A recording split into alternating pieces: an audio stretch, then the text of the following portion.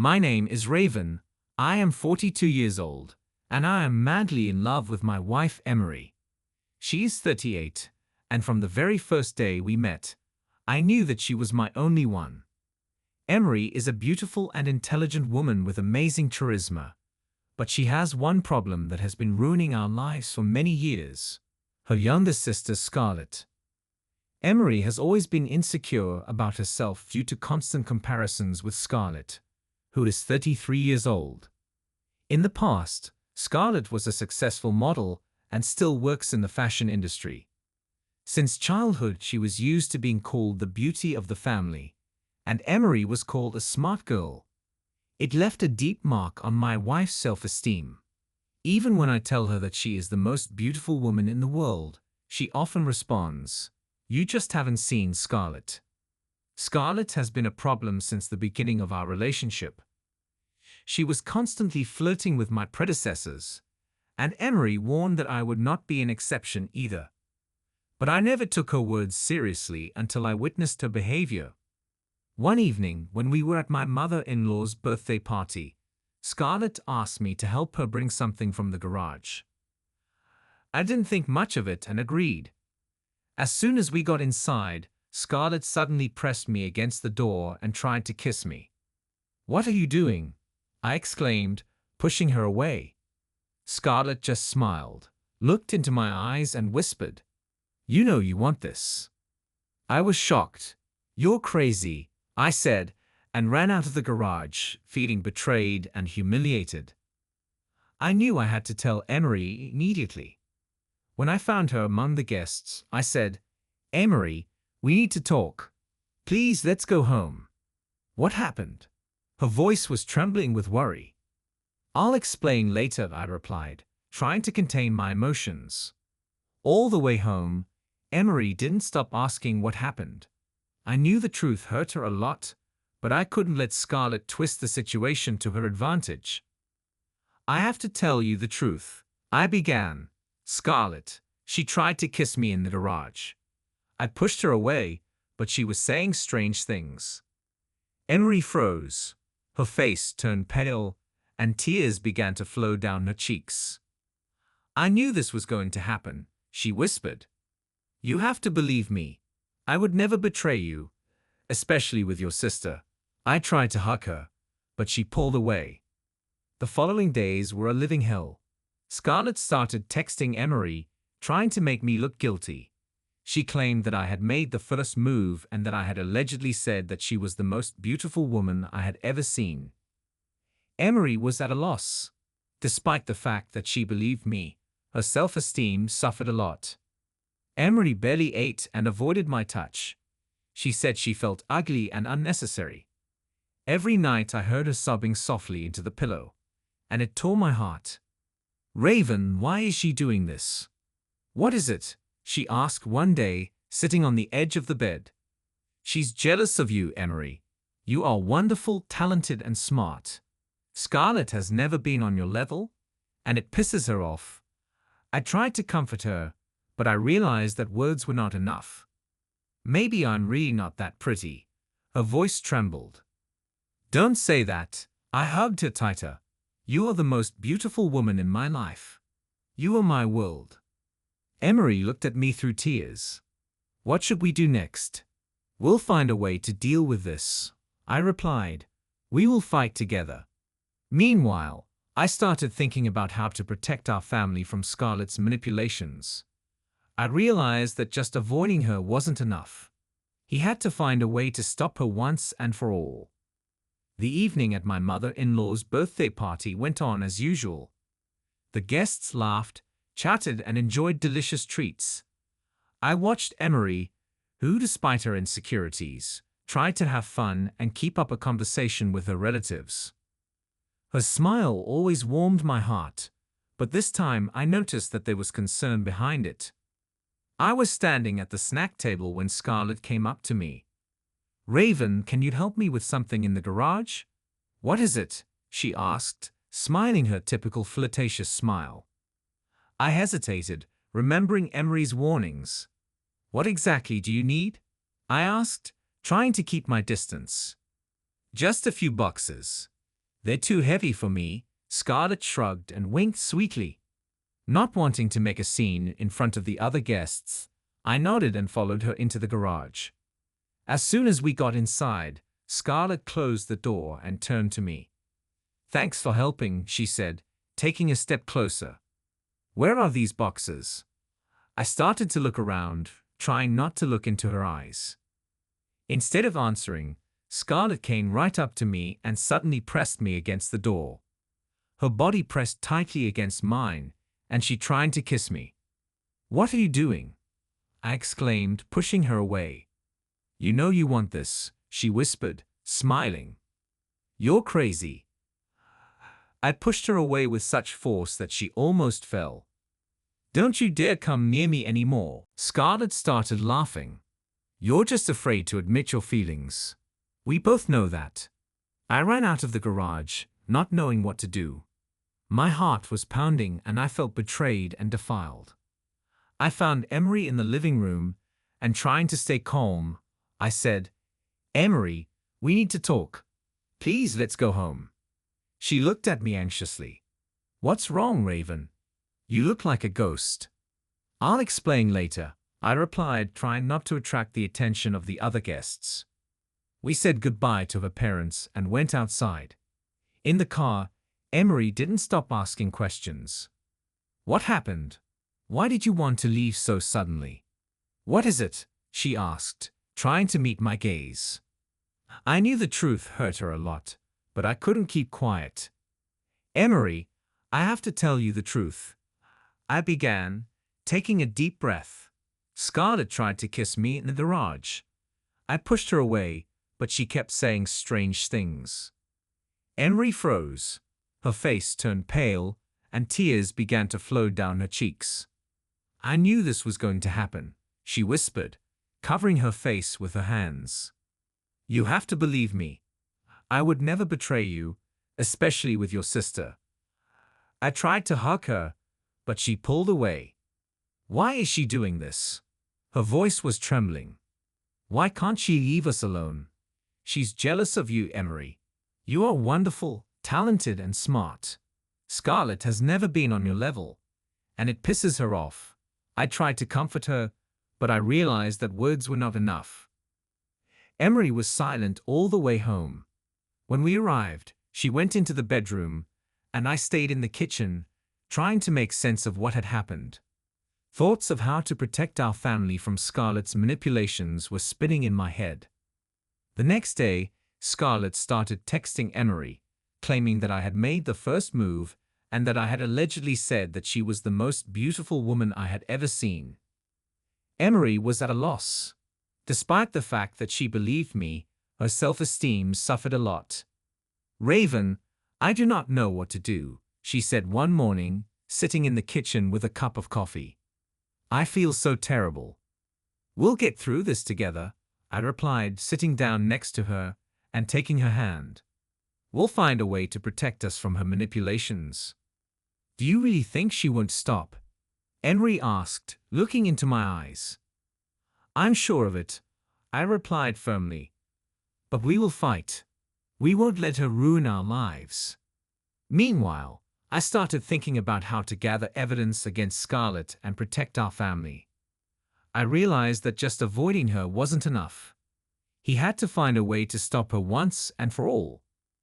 It's been a few days since Scarlett tried to kiss me in the garage at my mother-in-law's birthday party. Emery was still reeling from what had happened, and I could see her inner demons taking over again. Her self-esteem was plummeting, and I knew that words of comfort were not enough. In the evening, when we were sitting in the living room, I noticed that Emery was crying quietly. She tried to hide it, but I knew her too well. I went over to her and sat down next to her. "Emery, we need to do something," I began. "I can see how it hurts you, and I can't take this situation anymore."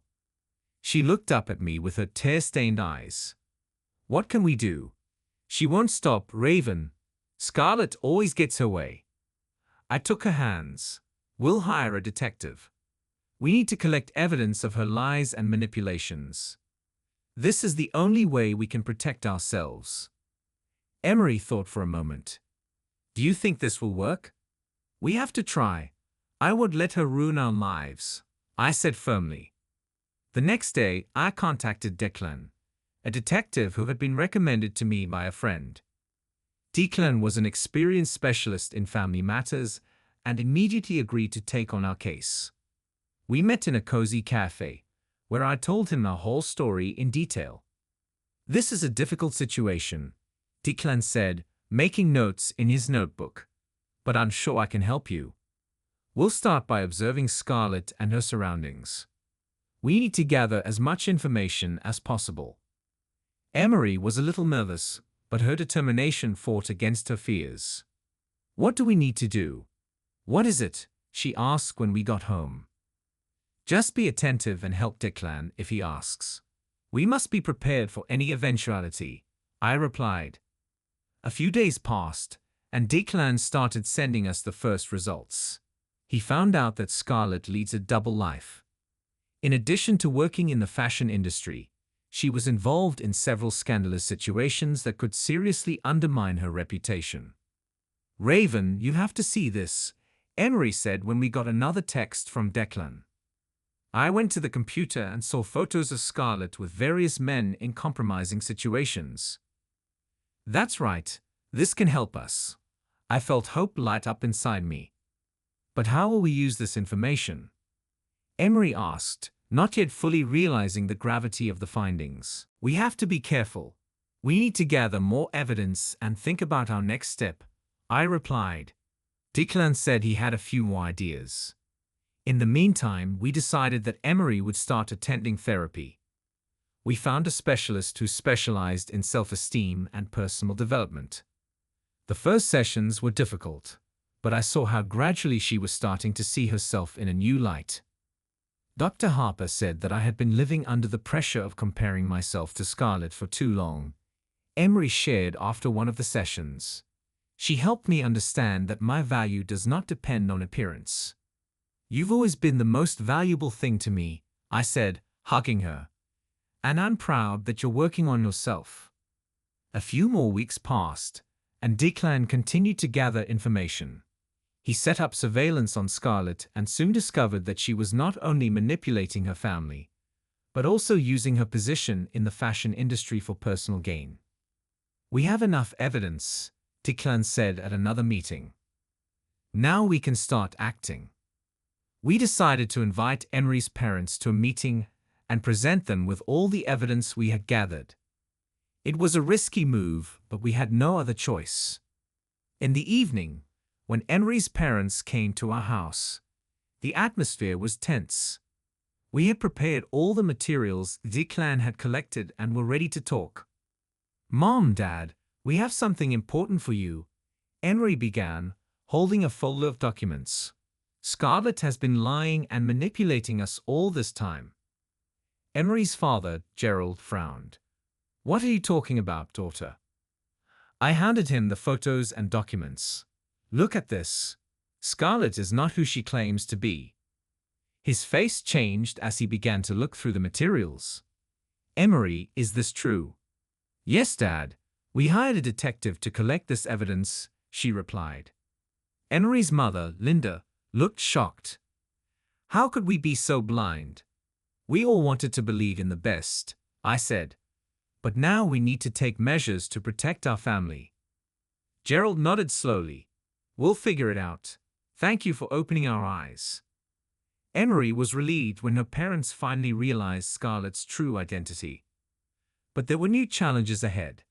We knew that the struggle was not over yet, and we had a lot to do to bring peace and tranquility back to our lives. The last few weeks have been spent in suspense. Scarlett disappeared from our lives as suddenly as she appeared, and it brought some relief. However, Emery and I knew that this peace could be temporary. We continued to work with Declan, strengthening our positions and preparing for possible new attacks. One evening, when I returned home from work, I saw Emery sitting on the couch with a folder of documents. She looked determined and focused. Raven, we need to talk, she said, inviting me to sit next to her. What happened? I asked, feeling a little nervous. Dr. Harper suggested that I write a letter to Scarlett. Emery began. She thinks it will help me to finally free myself from her influence. I looked at her in surprise. Are you ready for this? Yes, she replied confidently. I want to close this chapter of our lives once and for all. Emery opened the folder and began to read the letter she had written aloud. Her voice was trembling, but she held firm. Dear Scarlett, I've been thinking for a long time about what you did and how it affected our family. It was painful and hard for me to realize that my own sister was capable of such actions. But I don't want to live in fear and doubt anymore. I forgive you, but I don't want to see you in our lives anymore. You must understand that destructive actions will never lead to happiness. I hope that you will find your way and change your life for the better. When she finished, her eyes were glistening with tears, but there was also determination in them. I hugged her, proud of her strength. You did the right thing, I said. This will help you start a new life. The next day, Emery sent an email to Scarlett. We knew it would not be an easy step, but it was necessary for our future. Shortly after that, we received a reply.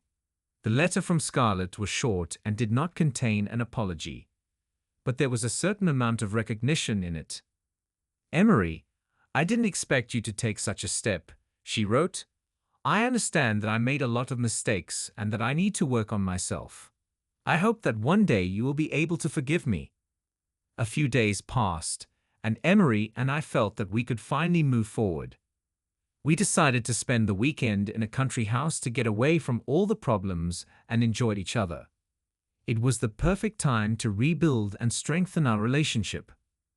The first evening we had a picnic by the lake. Emery was sitting on the bedspread, watching the sunset, and I was pouring wine into glasses. How beautiful, she said, smiling. I haven't felt so free in a long time. We deserve this peace, I replied, handing her a glass. Let's enjoy this moment. We sat and talked about the future, about how we want to spend time together, and about our plans. Emery said that she wants to try her hand at a new career, writing. She always loved to write, but was afraid to show her work to anyone. I think you can do it, I said, encouraging her. You're talented and smart. People will read your books with pleasure. The next day we went for a hike in the forest. Emery was in a great mood. She was smiling and laughing, just like in the good old days. I noticed that her face was glowing with happiness, and it warmed my heart. Do you remember the first time we went camping together? What is it? She asked when we stopped for a rest. Of course I remember. You got lost then, and I found you by the sound of your laughter, I replied, laughing. It was one of the best days of my life, she admitted. I felt so protected around you. We spent the rest of the day enjoying nature and each other. It was the beginning of a new stage in our lives, a stage in which there was no place for fear and uncertainty. When we got home, Emery started working on her first book. I supported her in everything and saw it blossom before my eyes. Our relationship became stronger and stronger, and we felt that we could overcome any difficulties. A few months later, Emery published her first book.